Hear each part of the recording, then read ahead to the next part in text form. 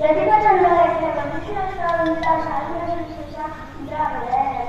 प्रतिभा चंद्राप्रमाणे आवाज दे की थोडा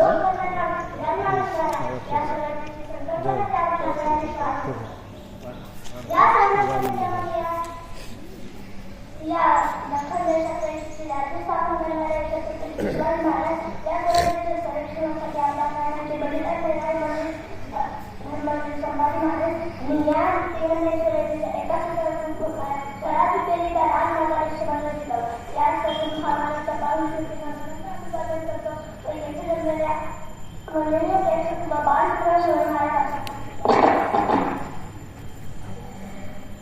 मित्रांनो छत्रपती शिवाजी महाराज यांच्या वडिलांचे नाव शहाजीराजे भोसले तर यांच्या आईचे नाव जिजाबाई भोसले असे होते व मित्रांनो पहिल्याच्या काळात खूप धावपळीची त्या धावपळीच्या नंतर शहाजी होते शहाजी युद्धातून असताना जिजाबाई यांना पुणे येथे शिवनेरी किल्ल्यावर 19 फेब्रुवारी 1630 रोजी एक सुंदरसे गांधर्याचे नाव शिवाजी असे ठरवले त्यात संपूर्ण नावाचा शिवपाप्ती असे वापासून वापरतात आणि वीपासून सिद्धार्थ असा संपूर्ण नावाचा अर्थ होता व मला त्या सगळ्यात सतुसुंदर लागले आणि त्यांनी आपल्या जीवनामध्ये 120 त्याचे कारण तेच म्हणजे त्यांच्या 3 तलवार त्या 3 तलवारीमधून पहिली येते ते म्हणजे जगदंबा तलवार जी की आत्मनिर्भर म्युझियममध्ये ठेवलेली आहे दुसरी तुळजा तलवार जी की त्यांचे वडील शहाजी यांनी तलवार होती व तिसरी भवानी तलवार आपण कुठेतरी ऐकले असेल की शिवाजी महाराजांच्या खूप साऱ्या गोष्टी त्याच्यामध्ये आपण त्यांची तुळजाभवानी मातेने खूप शिवाजी महाराजांना एक तलवार दिली होती त्या तलवारीला आपण आज भवानी तलवार या नावाने जाणतो व म्हणावे तर मग कृष्णांनी बनवलेले त्यांच्यासाठी अर्जुन खान ते तुम्ही बघितच असाल काटाकाडावरील करतो त्यांनी खूप सारे हे केले शिवाजी अरे काय त्यांनी शिवाजी त्यांनी प्लॅनिंग केली वॉटिस प्लॅनिंग म्हणजे आता साहित्यकारांची मोठ्या शक्ती हे सगळ्यांना मिळते साहित्यकारांना सगळ्यांना मिळते परंतु साहित्यकारांची कुठे त्याचे एका साहित्यिक नाही तर याच्यामध्ये एका योजनेचा हात होता तो म्हणजे ते सगळ्यात पहिले सुरुवातीची गोष्टी ती म्हणजे अफजल खान वेदांना देण्या शिकवली कसं मानलं त्यामध्ये तेवढ्या तिथे शास्त्री काढायला मग अफजल खान सांगितलं होतं शास्त्री खानावर त्यांची जबाबदारी आता शास्त्री होती परंतु मग अजून शिवाजी महाराजांकडे काही योजना आली नव्हती मग तेवढ्याच त्यांना ते विचार करून त्यांना तेवढ्या ते योजना आली आणि त्या योजनेमध्ये ते महासाहेबांकडे गेले महासाहेबांनी आशीर्वाद दिला आणि महासाहेबांनी आशीर्वाद दिल्यानंतर ते कामाला लागल्या सगळ्यात पहिलं काम ते म्हणजे एका माणूस तर शाहिस्ते खानाकडे निरोप पाठवायचा होता त्यानंतर मध्ये असं सांगितलं होतं की आम्हाला संध्याकाळी एक मिरवणूक करायची त्या वरातीमध्ये आम्ही नवरीबाईला बसू आणि मग किल्ल्यामध्ये प्रवेश करू आणि मिरवू आणि परत वापरायचं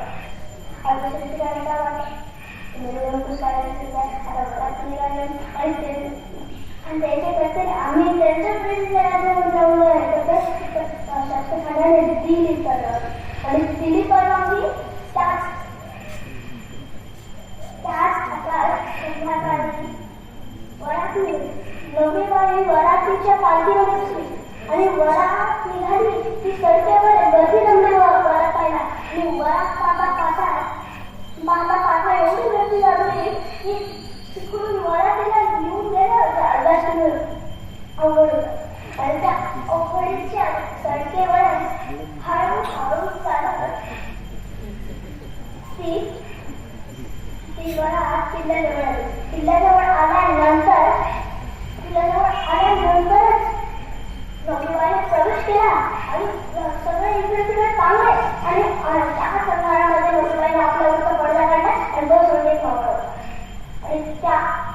आणि त्या मावळ सगळं सगळ्यांनी आपल्यावरचा पडदा हलवला शिवरायांनी हलक्या आवाजात सगळ्यांना सूचना दिल्या त्या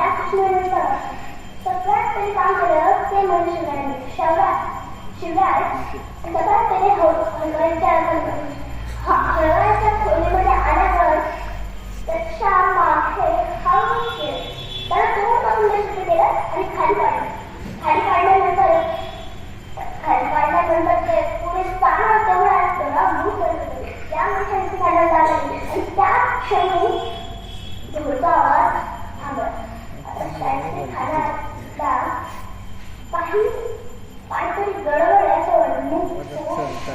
खिडकीतून पाहणारच तेवढ्या कळा शिव्यांचे मावळतून त्याचा थरका पडाला आणि थरका पडाल्यानंतर तो भीतीने इकडे पडलाच मागे ओढ आणि दार त्याला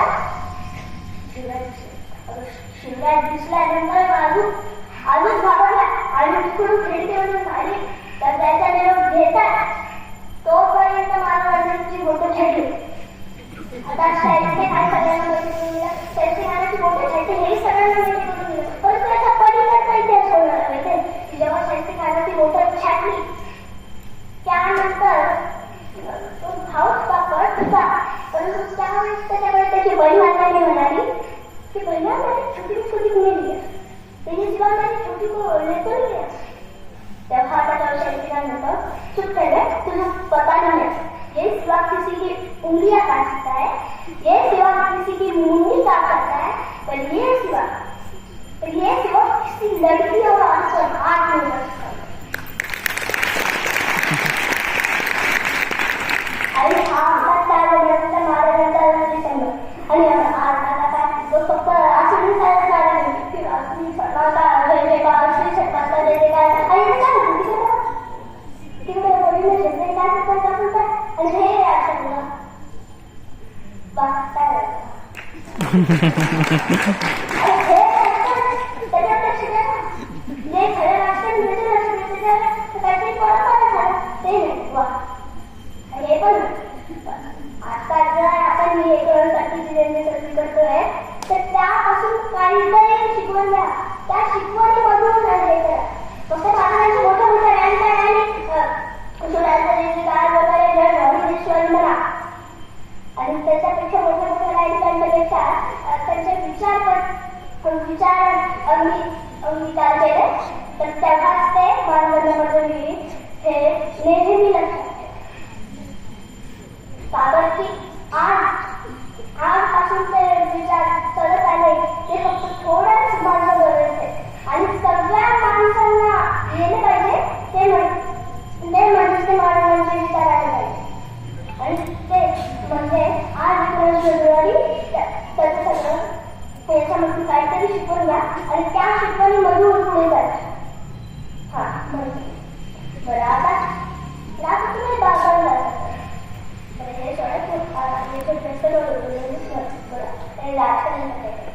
परंतु मग त्या वर्षामध्ये मावळे कशा करतात की म्हणजे आता कुठेतरी आले असेल तुम्ही कोणता तरी विचार की गड आला पण सिंह गेला. आता या गड आला पण सिंह गेला या वाक्य करतात दोन दिवसामध्ये त्याची परिभाषा गोष्ट कोणाला मिळते का अरे मी तुम्ही कुठेतरी गेले असेल मग तानाजी माणूस हे तानाजी माणूस यांनी कोणाला सर्टिफिकेट दिले ती सगळ्यात हळदपणे सुरुवात झाली ती म्हणजे शिवरायांकडून. शिवराय एकदम विचारायला लक्षात आलं कोण हा जो कोणता किल्ला आहे तो आपल्या ताब्यात घेऊ आपण याला ताब्यात करू शकतो. त्यावेळेस तानाजी माणसाने आपल्या मुलाच्या लग्नात कार्य केलं आहे आणि तेवढा कामापर्यंत शिवराय म्हणाले तुम्ही तयार केलं परंतु आम्हाला विचारलं तेव्हा स्वतः तानाजी माणसाने म्हणाले होते तुम्ही लग्नाला जा आणि आम्ही युद्ध लढायला सगळ्यात पहिले लग्न करणाऱ्याचं मग राहायचं आणि मग त्याच्यानंतर आपल्या सैन्याला घेऊन निघाला तानाजी आणि तानाजी शत्रूशी खेळता त्याचा हात तुटला आणि हात तुटल्यावर एक कपडा घेतला आणि त्याला बांधला आणि तरी रोटी लागले. ते शेवटच्या श्वासापर्यंत लढले ते शेवटच्या श्वासापर्यंत लढता कोणाला आपल्या ताब्यात केला आणि तेव्हा नंतर जाऊन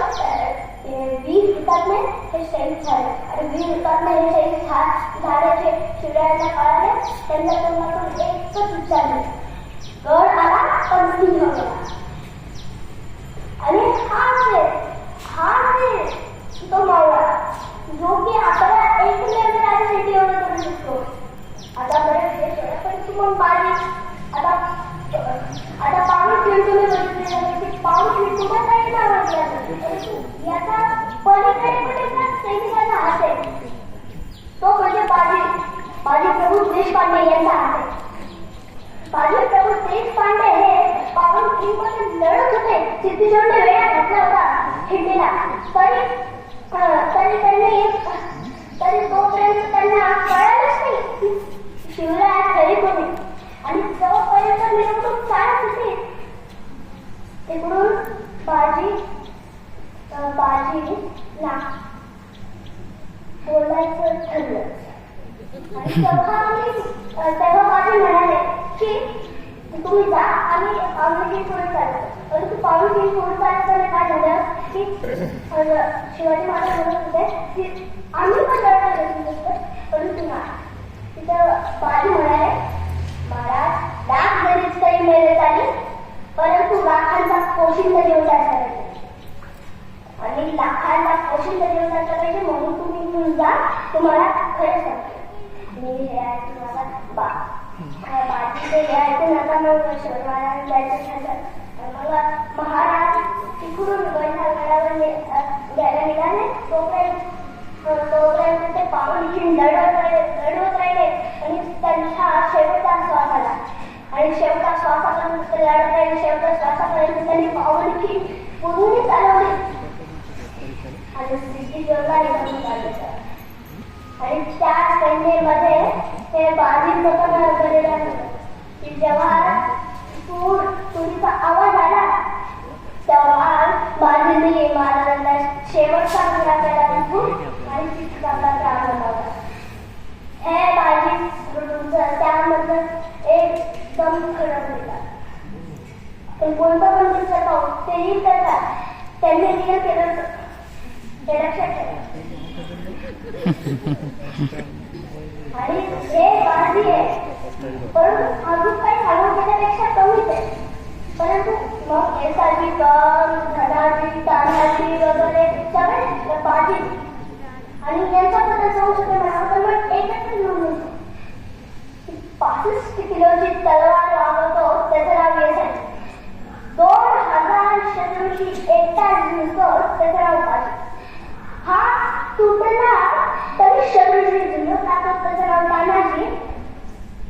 फक्त 300 सैनिकांना घेऊन 2000 शत्रूच्या सेनेला हरवतो त्याचं नाव रामजी.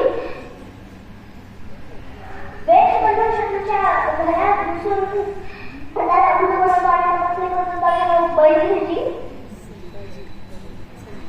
आणि 8 तासात घरात पुन्हा निघून स्वतःची शत्रूच्या छावून संपूर्ण तोडून त्याचं नाव धनाजी. अगर खाड्याची मुठी कापून आणण्याची ताकद आहे त्याच्यामध्ये त्याचं नाव संभाजी कावजी. वाघाला सांगितलं त्याला उभा काढतो त्याचं नाव संभाजी. आणि या सगळ्यांना निर्माण करायचं तोरण मारतो त्याचं नाव छत्रपती शिवाजी. माझे शेवटचे शब्द परंतु तो तिथून पर्यंत त्या महाराजांची इच्छून झाले. आता जय शिवाजी. जय भीम. छत्रपती शिवाजी महाराजांचा. छत्रपती शिवाजी महाराजांचा. धन्यवाद.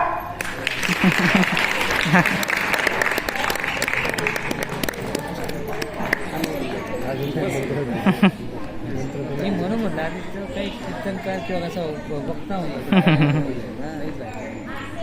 छान बोलतो काही ते चढ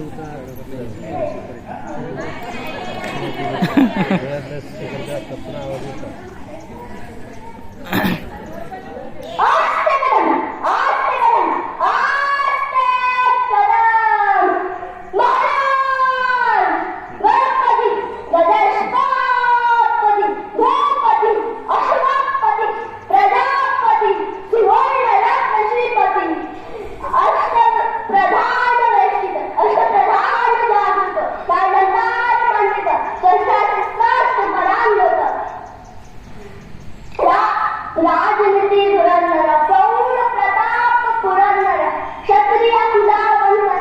सिंहासनाधीश्वर श्रीमंत